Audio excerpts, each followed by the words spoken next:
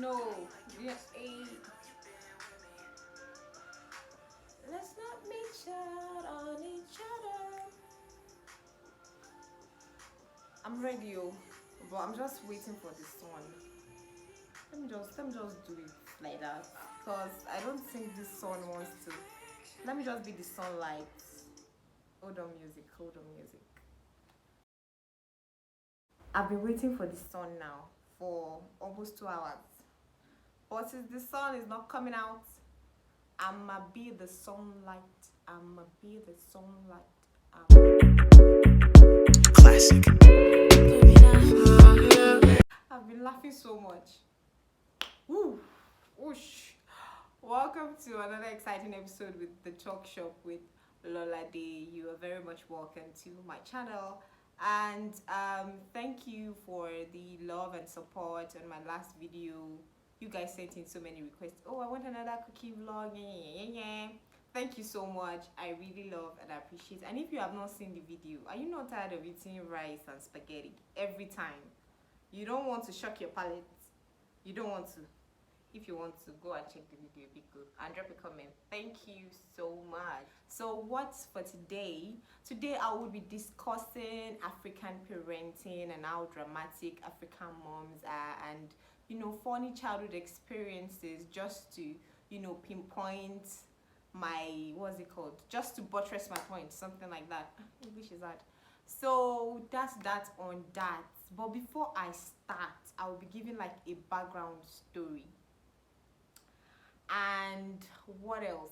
Pretty much I feel like African moms, especially the moms, let's leave the dad out of the matter right now. I feel like moms are like the same everywhere, pretty much dramatic. And honestly, if you would agree with me, I feel like half of the drama we passed through, or they made us go through, was quite unnecessary, totally unnecessary, if you would agree with me. And if you can relate with this, I would appreciate you drop a comment. Let me know if my mom was quite dramatic or not, because I'll be sharing my own personal experience and all of that.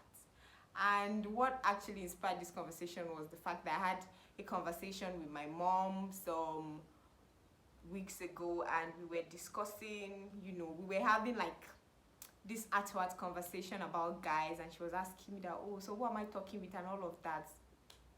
We're that cool. So, and in my head I'm like, wait, let us rewind back to when you did not want to hear about guys, and I was telling her the things she did to me while I was a teenager, and she was like, no, I can't remember. Did I do that? Did I do this? And in my head I'm like, yes, you did it. You scarred me, fam. You did all that. You came to my school and you made a scene because of a boy. You did it. She's like, she can't remember and all of that. So I'm just here to like, share the experience and just give you guys the gist and all of that. And I hope that you enjoy it. Yeah. So let's just go right into it. So let me just start with the fact that growing up for me, I read a lot of American teenage books, American movies, and all of that. And I had like quite a different idea of what parenting should be like. I just thought that it would all be cool, and they would respect your privacy, and trust would be the foundation of whatever relationship you guys have. But who am I kidding? The mouth. Who am I kidding? It didn't happen that way, my dear. My parents, they shocked me at every point in my life. They destroyed that, whatever the idea was in my head. They busted my bubbles. They did it. So I'm just going to be sharing like childhood experience and all of that with you people, so you can judge for yourself. Because me, I felt like my own mom was very, very dramatic. She was dramatic. She was. So I think that now it is quite different, honestly, because you see like videos online of a young girl saying, oh, I have a boyfriend, like 3-year-old, four, not three, maybe seven, maybe 7, 8, saying, daddy, I have a boyfriend. I'm sure you've seen like a video like that. and everybody's like, oh, so cute, who is the guy? Or secondary school, I mean, people are even proposing in secondary school now, like they bring a ring and kneel down and all of that.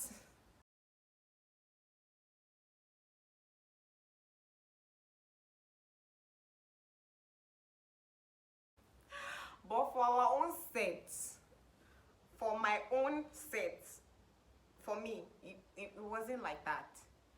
Anything that had to do with, you're talking about a boy or somebody expressing love by means of saying it or sending a love letter or anything, your parents automatically imagines you with a baby. You are carrying a baby, you are irresponsible, you know. Not like she ever said it to me like that, but I felt like that was the picture she had in her head, like, oh, you talk about a boy or anything like that, you just think that, oh, you're too forward, you're irresponsible and all of that. So they do everything in their capacity to make sure that you don't you don't become irresponsible, you don't end up with a baby, all of those things. So I would be sharing my first boy trouble experience with my mom. And now that I'm thinking about it, I was actually like a good child, like a good teenager. Number one, I don't think I was rebellious. I wasn't rebellious. I wasn't even adventurous, honestly. I was just a good girl until I had it air, and I had to like show my mom that you want to be trying me. You want to be trying me. Don't try me, please. But half of the things that they accused me of doing, I didn't do it. It was just only one that I can remember vividly that, okay, maybe I was guilty of. But the remaining, no, I did not do anything. So my first boy trouble, sin, embarrassment was in secondary school in GSS 1. Now, my mommy doesn't come to school for anything. Like, you wouldn't just see my mom in school. She does not drop us in school. Did I follow the school bus or follow a neighbor or something like that? It was just the way it is. My dad was always traveling and all of that. My mommy had like a very busy work life. So if my mom is in school, it's either the PTA meeting, Parents Teachers Association meeting, or something serious, yeah. But if you just see her in school randomly, just know that you are in soup. So I was in GSS 1. After assembly, I was in class, and my class teacher enters and he says that you're needed at the principal's office. Your mom is around. Immediately I heard your mom is around, I knew that was it, because I knew in my mind, I was like, there's nothing happening in school, like nothing important is happening. So why are you in school? What's going on? The walk from the classroom to the principal's office would probably be like the longest walk in my life, because I kept on picturing things. I was imagining a lot of things in my mind that, oh my god, what is happening? Why is this woman in school? So when I got into the principal's office, yeah, I saw my mom, I saw my class teacher, saw two other teachers, and you know you know all these Indian movies, you know how they used to do genge, like the teacher would look at the principal would look at my mom, the mom would look at me. It was when I entered, I noticed that the atmosphere was tensed, and I didn't know what was going on, because honestly, it was a Monday, and I spent the weekend with my mom. We were in the same house. So what is that thing that you did not tell me that you had to bring to school? What is happening here? So my mom, my class teacher gives this letter to me.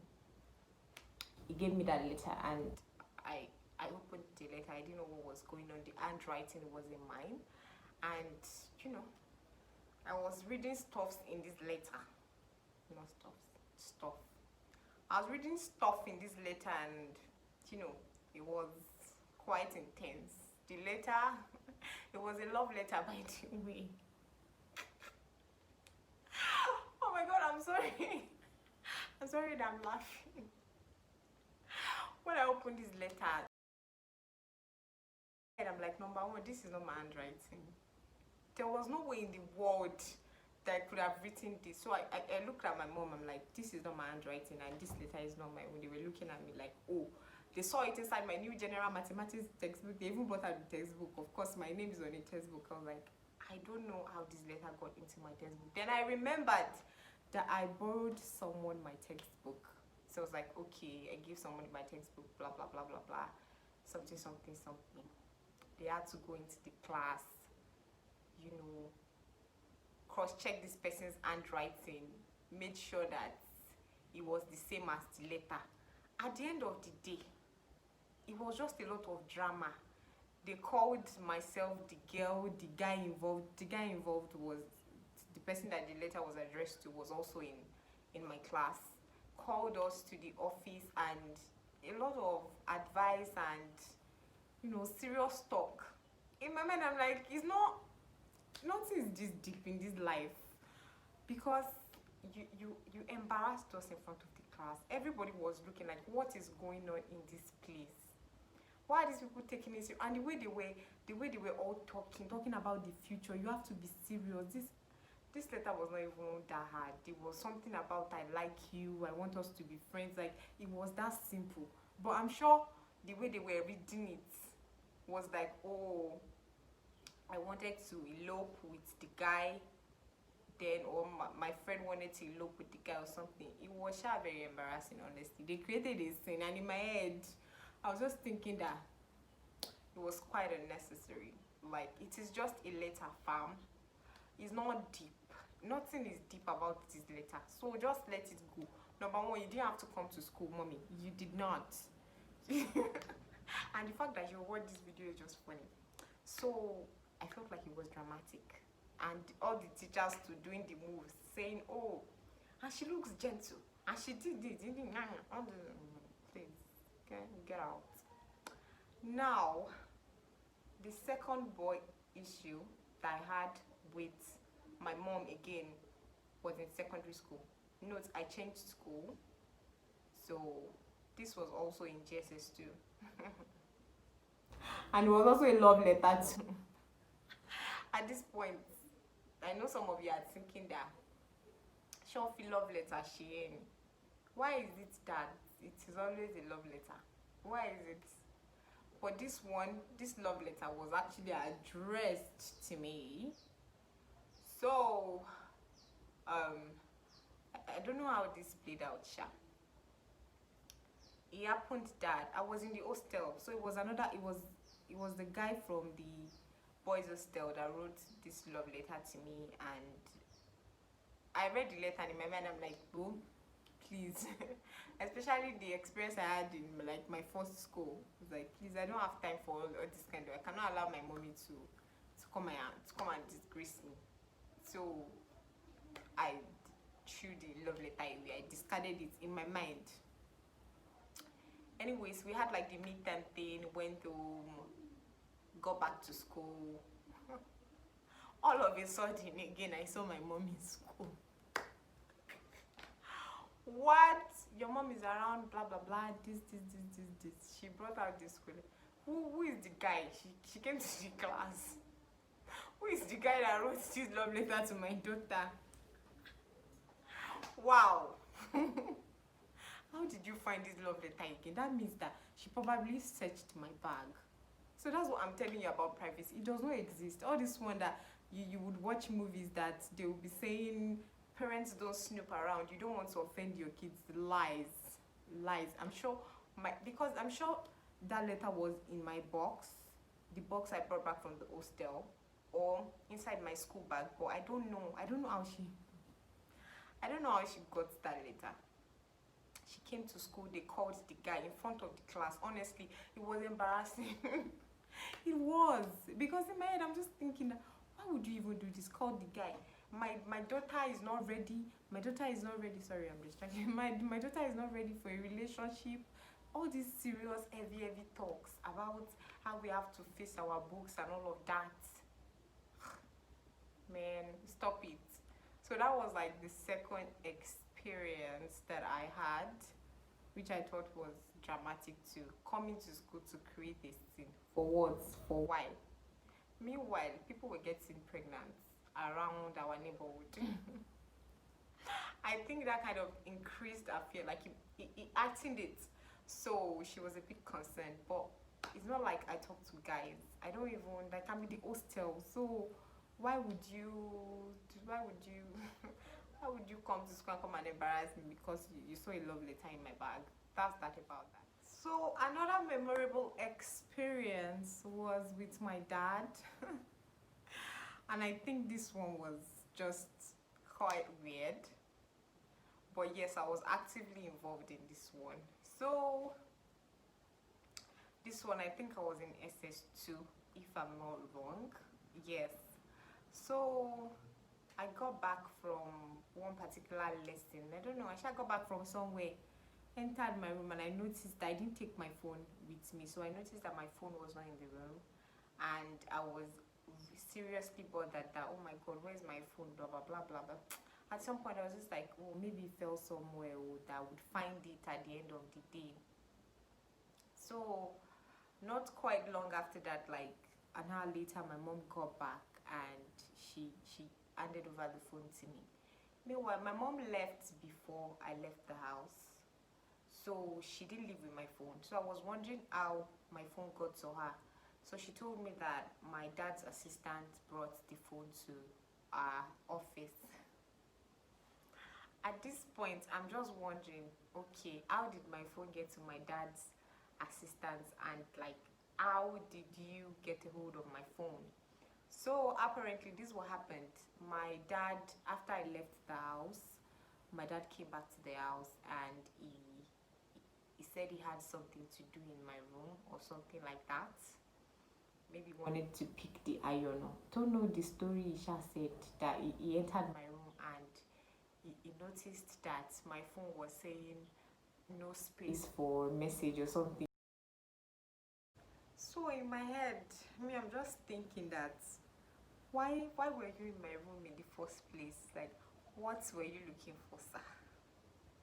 But of course, I dare not say something like that. I dare not think it. What was just going through my head was the fact that, you know, this man has seen all the messages, all the I love you and the promises to date and marry and all of that was having with this particular guy at this point in my life. So I don't know. My dad sent the phone to my mom, and my mom, when she got back home, she told me that, oh, your dad saw these messages on your phone and all of that, and he's quite angry. You know, you're supposed to face your studies and not be distracted and all of this. I mean, you're in secondary school, like, what is your own with I love you? So that one happened, and at that point, me, I was just scared because I've never had like this kind of weird boy issues with my dad. I know my mom, you know how we sort it, drama and everything, and at the end of the day, but for my dad, it was quite different. And I was just waiting for him to come back from work. When this man got back from work, he called a family meeting, called this guy, and told him that you're already in the university and I want my daughter to get into, I don't want her to be distracted, so you have to stay your own lane. That's not the summary. I mean, it was more detailed, and you know how a lawyer would talk. He was very serious with big grammar, and just putting things down and telling the guy that, I'm giving you a stern warning, cut off all communications with my daughter, this, saying, it was just, and this guy too was quite young. I mean, the guy in 100 level, he must have been pretty scared. I guess so. Anyways, let me just post to it. I dated this guy when I got to the university. He waited, but we broke up after 1 month. Glory to God. Anyways, that happened, and that is like another fun, weird experience. That was a weird experience for me too. All these things, I felt like it could have gone another way, or is it just to be like, it didn't have to be that dramatic? Why call the guy? My mom, why didn't you sit me down? We could have, had communicated, actually, like, you know, ask me questions. You cannot just come to my school. And so I just want to know why African parents, they have to be that dramatic. Honestly, for me, I think it was drama. I mean, compared to some people's stories, because I've heard like weird stories about parents disgracing their children over boy issues. But that is my own share of my own story. And I mean, I thought it was weird. I thought it could have gone another way. Well, maybe because I've read a lot of books and, you know, watched a lot of foreign movies. I just had weird ideas in my head that it shouldn't be this way and all of that.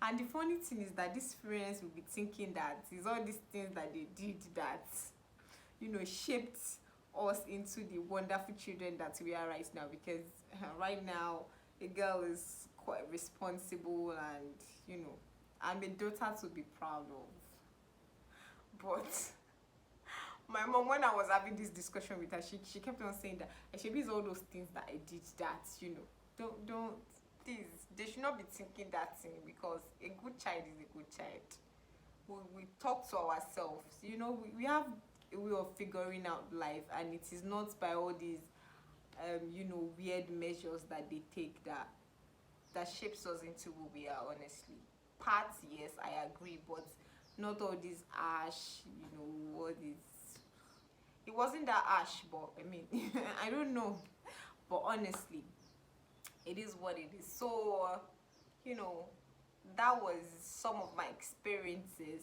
that I had with my parents and boy issues and all of that. So let me know in the comments section your experiences growing up. Can you relate to any of these things? What weird thing did your parents do to embarrass you? And all of that. If you love this video, please do not forget to comment, give it a thumbs up, subscribe to my channel if you haven't, and that's all for now. Yeah, see you in the next video.